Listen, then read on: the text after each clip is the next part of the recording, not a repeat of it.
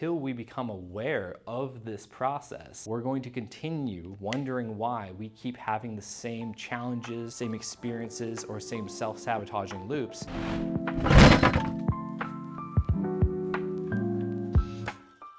Before you were able to make a decision to make up your mind, the world made it up for you. And this comes down to the ability to be suggested something. So today's video, we're going to talk about the power of suggestion, why it's important, and how you can go about changing who you are and how you show up based upon understanding your psychology. I want to simplify how I look at mindset and/or psychology, the building blocks of it, and why it's important to understand. Point blank, it's important to understand your psychology because the experiences and the results that you generate in your life and/or create in your life are dependent on how you show up in the world, which is formed by your psychology. It's influenced by your psychology. And there's 4 layers to your psychology. The first layer are stories.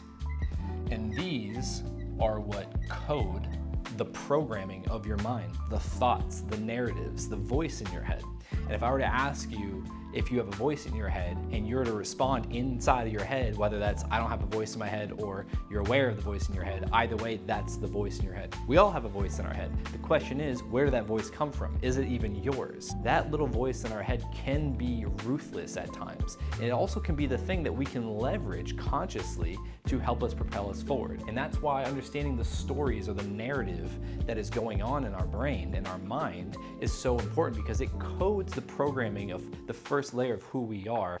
So what we need to understand is the stories that are coding our mind. Are they ours? Where do they come from? And are they actually helping us? And it doesn't matter where they came from. That's just another layer of understanding. What really matters is for you to become aware of those narratives, of those stories, and if they are ones that help you move forward in life, if they make you feel better about yourself and the path you're pursuing, and or if you need to change them, because that creates the second layer, which are our beliefs. And our beliefs are nothing more than a filter of our reality. Our beliefs filter incoming information, and they also allows us to see what's out there in the world. So if your stories are coding the narrative that is in your mind and it's coding that voice in your head that then builds a belief system because it's been suggested so many times that it actually thinks it's true, that will filter out your reality. So that will filter out opportunity, and it'll filter out things that are actually there in reality to affirm your beliefs, because the number one objective of the ego, of our mind, is to keep us safe. It's to preserve the body of the organism for life. Whatever we believe, we will see, we will find. Our unconscious mind will distort, delete, or avoid information that's right there objectively. Someone else could say that they see it, but we don't, because its objective is to keep us safe. Now, this belief system that creates a filter of our reality forms the third layer of our psychology, and that is our value system. And our values are nothing more than motives. They motivate us to do something or not do something, to approach something or to avoid something. And so if we're not aware of why we may be unmotivated, or saying things like a story of, I just need to be more motivated, or I'm not as motivated as that person, all that means is we're not clear on our values. We're not aligned with our values. We may state our values, but our demonstration says something else. So that's why it's really important to understand and audit, what are you doing versus what are you saying? Because you can say X, Y, or Z is so important, but your actions may say otherwise. And it's important to understand, what is the disconnect? Because if it's a sense of fear, if it's a limiting belief, either which way, it's going to derail you. It's going to create a self-sabotaging behavior. If you're not aware of your value system, that means you're not aware of your motives, and that's why it's easy to say things like, I'm not motivated, or how can I be motivated? The way you can become motivated is getting crystal clear on whatever the things are you're resisting in your life, and if they have value, and understanding, why am I not pursuing them?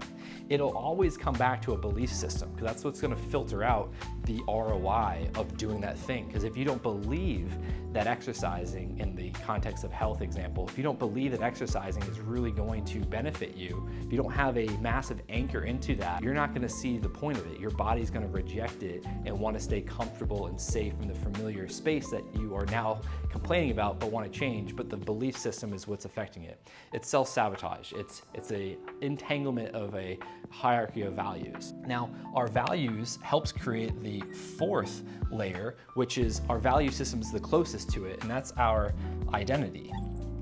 And our identity is nothing more than an I am statement. And this is really powerful. I am or I am not, either which way, because the stories that we accept that were suggested to us from a young age that we never knew to challenge, we didn't decide if we wanted to accept those stories, they code the programming of our mind that then forms the belief systems that we operate with.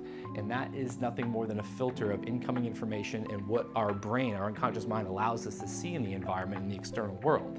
And it'll reinforce the story because it's been suggested so many times in our brain that it becomes a belief system. Our belief systems form the third layer of our psychology, and that's our values. And our values are nothing more than a motive to do something or not do something, to approach or avoid. Our values are bred from our voids. Our voids breed our values. So if we grow up not having safety, we're going to value safety.